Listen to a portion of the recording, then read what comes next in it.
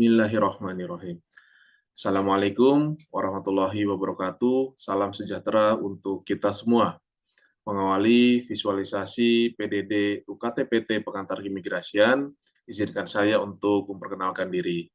Nama, Kusmoyo Ponco Aji, Ahli Madya Imigrasi, Sarjana Hukum, Magister Sains, Graduate Certificate Maritime Studies. Nomor induk dosen nasional saya adalah 3622128101. Saya adalah dosen tetap Pegawai Negeri Sipil dengan jabatan akademik lektor yang bertugas pada program studi Diploma 3 Keimigrasian pada perguruan tinggi Politeknik Imigrasi, yaitu perguruan tinggi kementerian lain atau perguruan tinggi mitra yang berada di bawah Kementerian Hukum dan Hak Asasi Manusia Republik Indonesia. Pada kesempatan ini, saya akan menjelaskan teknik pengajaran dengan metode DIA atau Delivery, Interaction, dan Assessment pada mata kuliah pengantar keimigrasian. Mata kuliah pengantar keimigrasian merupakan salah satu mata kuliah yang saya ampu dengan kode mata kuliah HKA20. Berada di semester 1 atau tahun pertama. Bobot mata kuliah ini adalah 3 SKS yang sifatnya teoritis. Mata kuliah pengantar keimigrasian membekali peserta didik agar memiliki pengetahuan dasar keimigrasian dan landasan teori migrasi yang kuat, serta memiliki kemampuan menganalisis fenomena migrasi internasional. Terdapat 5 capaian pembelajaran mata kuliah, yaitu yang pertama adalah memahami pengertian migrasi secara konseptual, yang kedua adalah memahami pola migrasi di dunia, yang ketiga adalah memahami teori migrasi, yang keempat, memahami fungsi dan tujuan keimigrasian Indonesia, dan capaian pembelajaran mata kuliah yang kelima adalah memahami sejarah imigrasi Indonesia. Di dalam setiap CPMK, dibagi lagi ke dalam beberapa sub CPMK.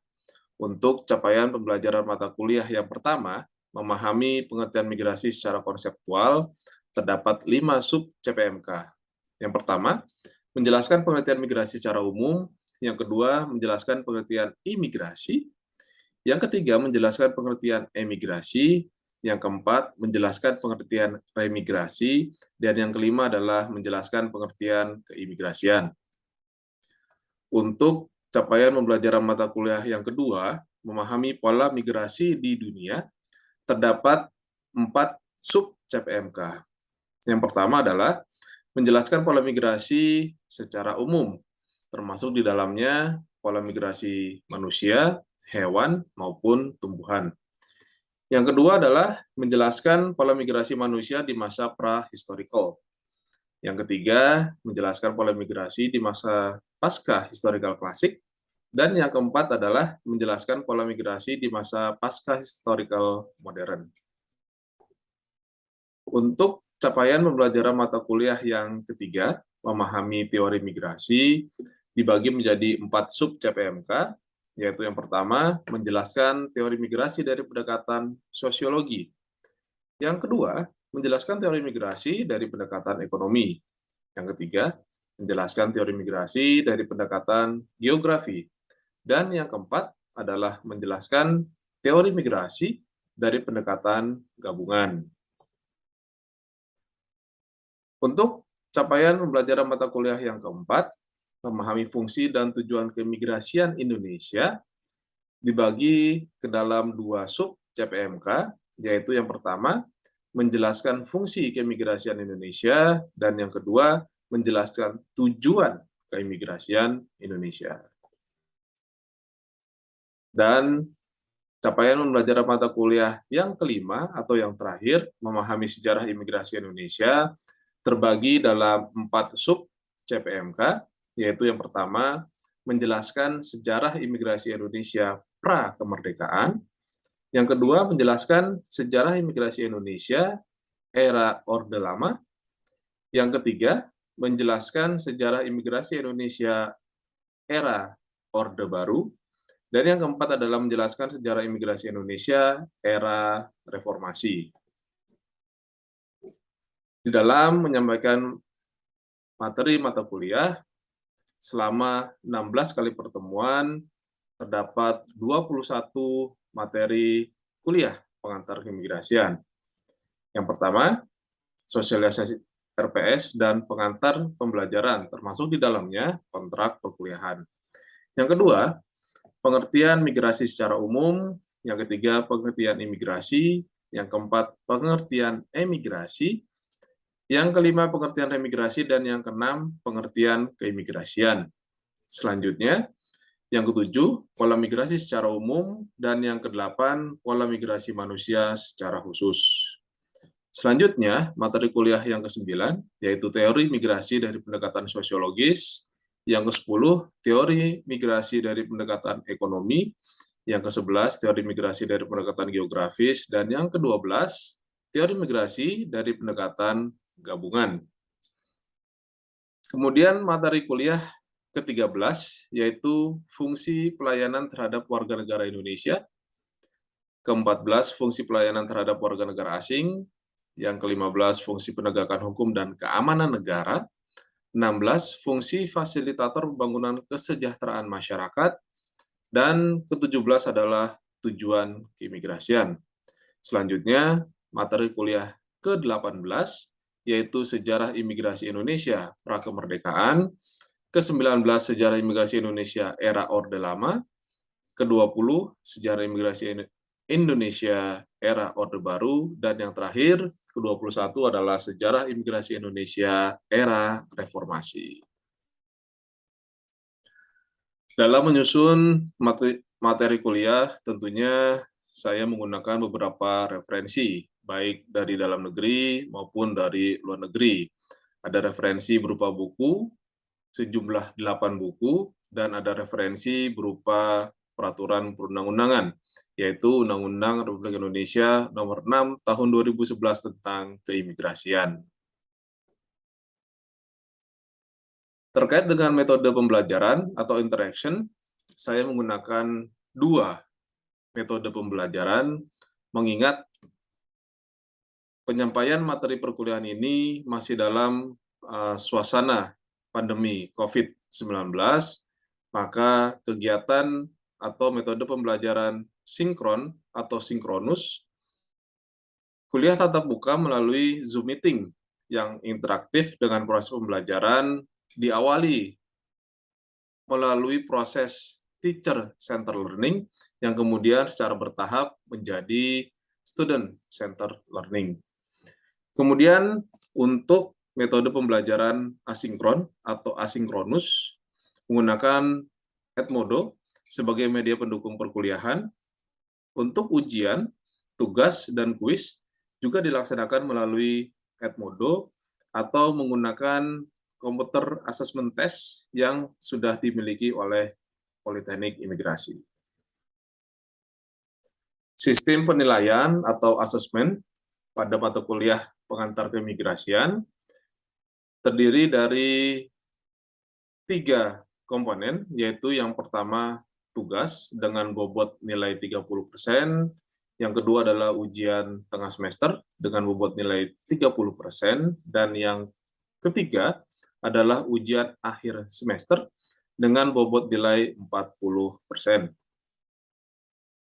Sistem penilaian dari masing-masing komponen yaitu untuk ujian akhir semester dengan metode pilihan ganda, bobot nilainya adalah 40%, yang dievaluasi adalah keseluruhan CPMK dari 1, 2, 3, 4, dan 5. Untuk ujian tengah semester, metode yang digunakan adalah esai dengan bobot 30%, evaluasi terhadap CPMK 1, 2, dan 3.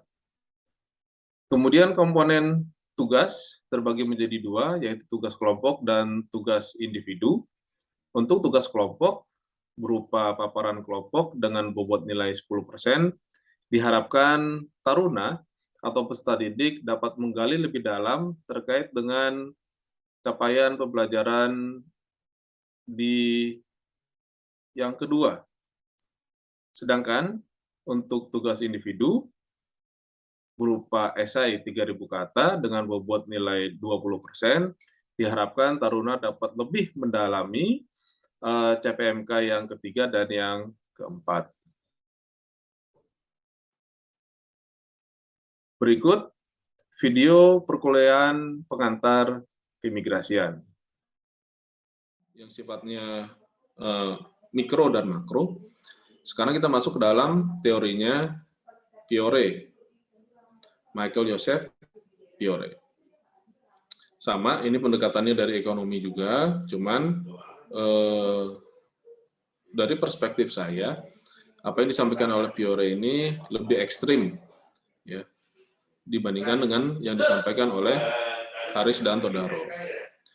Fiore ini menyatakan dual labor market theory, ya. Jadi dinyatakan bahwa teori yang melandaskan manusia untuk bermigrasi disebabkan oleh dua segmen pasar tenaga, dua segmen pasar tenaga kerja, yaitu pasar tenaga kerja primer dan pasar tenaga kerja sekunder. Apa sih maksudnya? Kok ada sekunder, ada primer? Iya. Kemudian kenapa sih saya bilang ini lebih ekstrim? Ya, kita lihat sih. Teori pasar tenaga kerja ganda menyatakan bahwa migrasi terutama disebabkan oleh faktor menarik di negara yang lebih maju. Teori ini mengasumsikan bahwa pasar tenaga kerja di negara-negara maju terdiri dari dua segmen. Nah, ini perspektifnya udah negara maju, berarti ada klasifikasi negara nih kalau menurut si Fiore ini, yaitu segmen pasar primer yang membutuhkan tenaga kerja berketerampilan tinggi dan segmen pasar sekunder yang sangat padat karya, yang pada prinsipnya yang bekerja di sana tidak membutuhkan keterampilan atau hanya berketerampilan rendah. Hal ini mengasumsikan bahwa migrasi dari negara kurang berkembang ke negara maju adalah hasil dari tarikan yang diciptakan oleh kebutuhan akan tenaga kerja di negara maju. Di pasar sekundernya tentunya.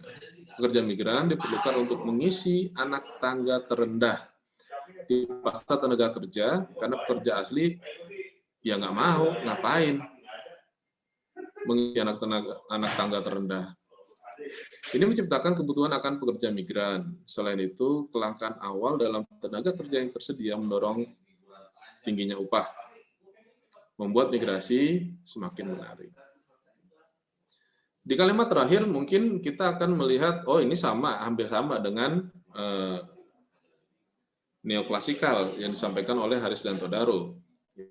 Tapi di sisi lain kita bisa melihat sebenarnya dual labor market theory ini adalah aplikasi baru dari human slavery, ya, merupakan aplikasi baru dari perbudakan manusia. Ini ekstrimnya seperti itu, karena dia sudah langsung mengklasifikasikan nih, ada pekerjaan berketerampilan tinggi yang hanya diisi oleh orang lokal, ya, ini kita berbicara negara maju ya. Kemudian ada klasifikasi pekerjaan rendah, strata terbawah, yang memang diperuntukkan untuk para migran. Bukan berarti orang lokal itu tidak bisa mengisi itu, bisa banget. Tapi mereka sudah nggak mau ngisi seperti itu. Apa sih pasar primer? Apa sih pasar sekunder itu? Pasar primer atau yang lebih dikenal dengan pekerjaan kerah putih, ya. Pekerjaan-pekerjaan administratif, pekerjaan di balik meja, kerah putih ya karena memang rata-rata yang bekerja di sana menggunakan jas berdasi, menggunakan kemeja berkerah putih. Sedangkan pasar sekunder ini bisa disebut sebagai pekerjaan kerah biru. Ya karena rata-rata pekerja kasar yang menggunakan baju yang tidak berwarna putih lah. Ada yang warna biru, ada yang warnanya hitam, ada yang warnanya abu-abu, macam-macam. Tapi dikelompokkan sebagai kerah biru. Pasar sekunder ini apa sih? Tukang sapu, tukang sampah, plumber, welder, kemudian clerk,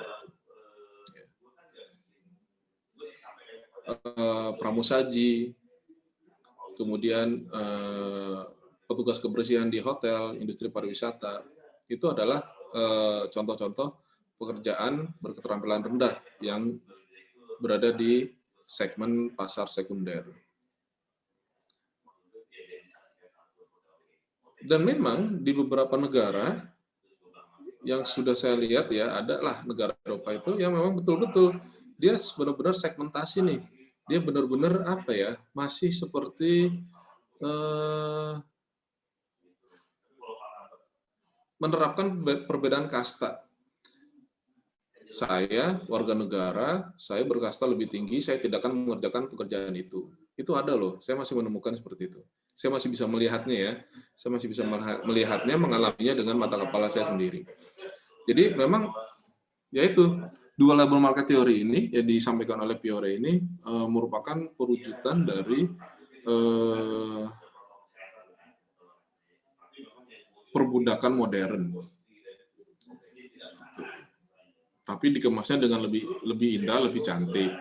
Kenapa lebih indah dan lebih cantik? Karena terkesan memberikan kesempatan kepada warga negara dari negara ketiga, negara-negara berkembang untuk dapat bermigrasi, ya, untuk dapat bekerja di negara maju, seperti di Amerika, di Australia, di negara-negara Eropa Barat, Eropa Utara, seperti itu. Itu kan bungkusan menariknya seperti itu. Kemudian bungkusan menarik berikutnya adalah janjian pendapatan yang lebih tinggi di rentang pekerjaan yang sama apabila dia bekerja di negara tersebut dibandingkan dari negara asalnya. Jaminan penghidupan yang lebih layak, tentunya ada jaminan kesehatan, ada jaminan pendidikan untuk keluarganya yang mungkin tidak dapat ditemukan di negara asalnya. Tapi intinya, dua label market theory ini memang benar-benar dikondisikan oleh negara-negara maju. Contohnya di Australia sendirilah, yang paling gampang,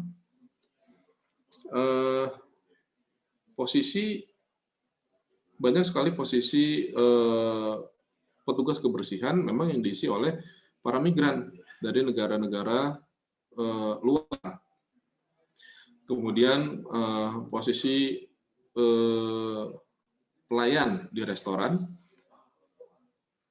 itu juga banyak diisi oleh para migran dari luar negeri.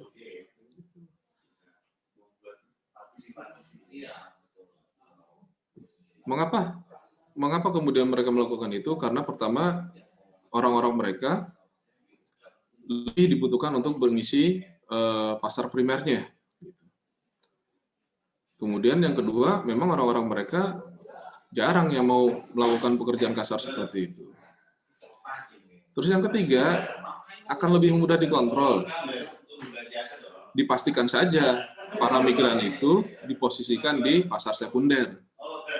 Kalau tidak dibagi seperti ini, khawatirnya para migran akan mencoba mengisi pekerjaan-pekerjaan administratif, pekerjaan-pekerjaan di segmen behind the desk, ya, segmen-segmen di office, segmen di kantor, segmen pasar primer. Kalau sudah dibagi pasar primer, pasar sekunder, dan mereka hanya memberikan kesempatan di pasar sekunder, tentunya akan lebih mudah mengontrol para migran tersebut. Itu yang terkait pertanyaan pertama. Terus terkait pertanyaan kedua, tadi kenapa sampai negara bisa? Izin mengulangi Bapak, mengenai pertanyaan kedua, contohnya seperti Australia, mengapa Australia menjadikan Indonesia sebagai bumper dalam intervening opportunities, Bapak? Sebagaimana kita tahu kan, apabila orang masuk ke negara Australia, mungkin nanti Australia akan mendapat devisa lebih, Bapak. Kenapa sih jadinya negara lain yang diberikan, Bapak? Bukannya nanti lebih untung ke Indonesia, Bapak? Siap, terima kasih, Bapak. Nah, karena kalimat kamu udah menjawab sebenarnya kan, baru mungkin kan. Kalau konsepnya mereka ke sana sebagai turis, ya mereka akan memberikan devisa. Tapi kalau konsepnya sebagai pengungsi, nanti dulu, gitu ya. Turis itu pasti akan spending money, ya.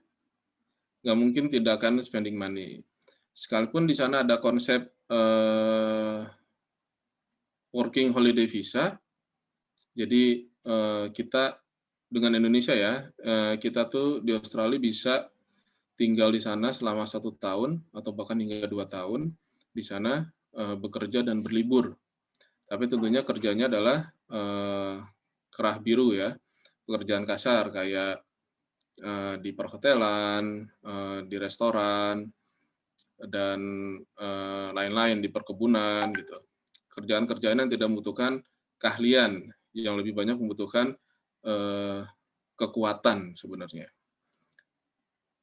Tidak membutuhkan keterampilan khusus. Dibayar betul, orang-orang itu kemudian dibayar gitu kan. Tapi kan mereka harus spending juga.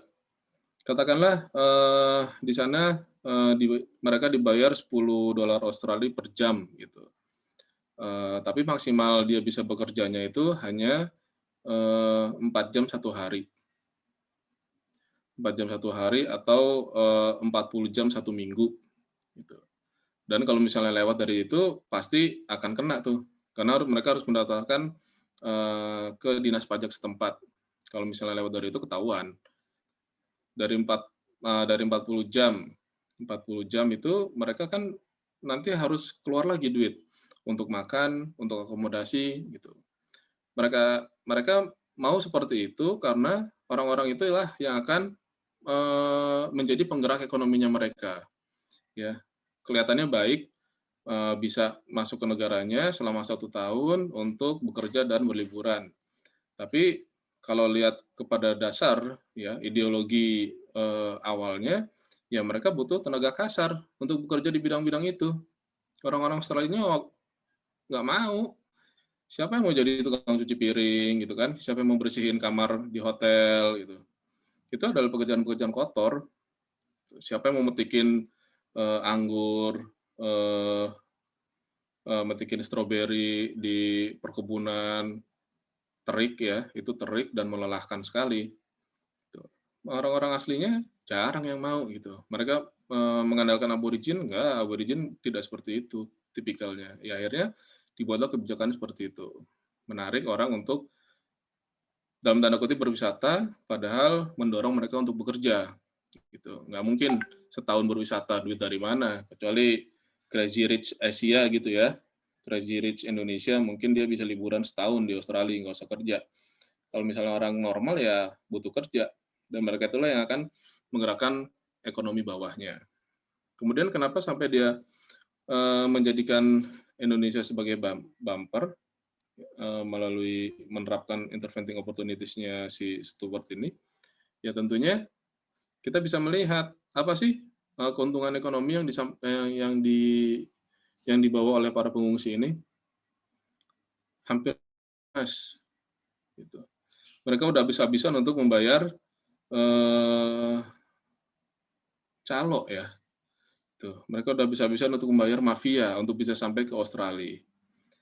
Iya, mereka orang-orang kaya rata-ratanya sebelumnya gitu. Tapi belum tentu semuanya memiliki kekayaan sebanyak itu. Makanya mereka butuh titik stop nih. Mereka butuh pit stop untuk mendata sampai sejauh mana kemampuan kamu. Kalau masih menguntungkan, ditarik. Kalau enggak, ya udah, tinggalin aja di situ. Kalau semuanya diterima, ya katakanlah dari 100 orang, ya mungkin hanya 8 orang yang benar-benar masih punya sumber daya yang bisa dimanfaatkan, sisanya enggak. Terus buat apa? Sisanya 92 orang itu pemerintah Australia punya kewajiban loh untuk menanggung biaya hidup minimalnya mereka.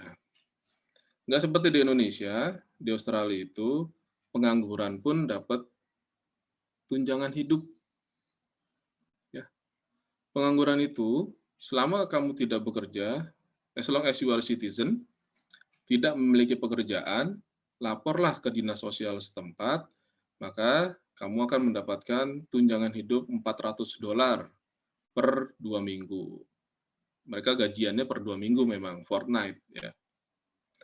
$400 dengan perhitungannya bagi si pengangguran ini untuk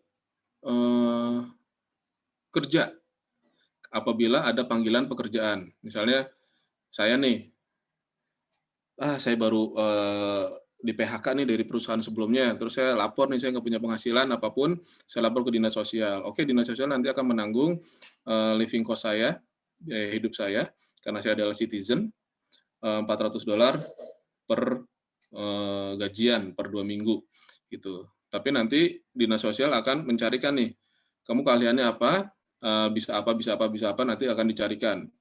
Terus tiba-tiba ada perusahaan A nih, kemudian ngemail ke saya untuk interview. Kalau misalnya diterima, udah langsung cut itu tunjangan $400-nya gitu. Tapi kalau misalnya nggak diterima, ya udah tetap lanjut tunjangan sampai kamu mendapatkan pekerjaan.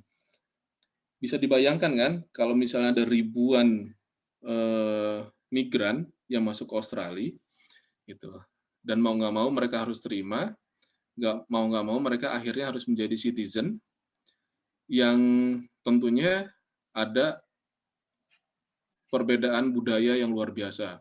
Dari negara Timur Tengah yang berbicara Arab, berbicara Parsi, tiba-tiba mereka harus berkomunikasi dengan bahasa Inggris.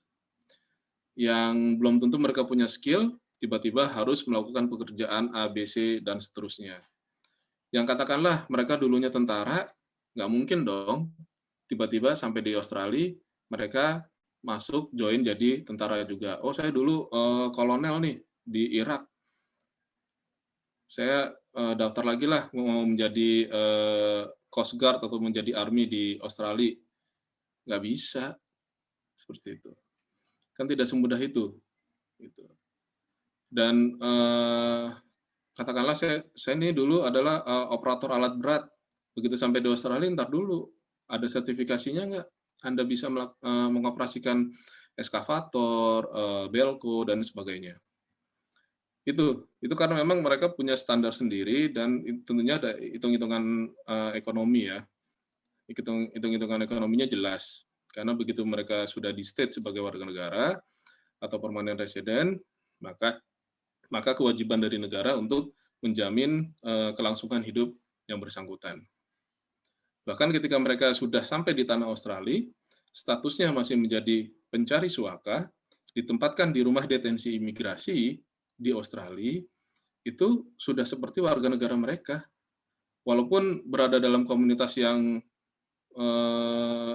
berjeruji ya. Jadi saya pernah ke sana, saya masuk ke dalam komunitas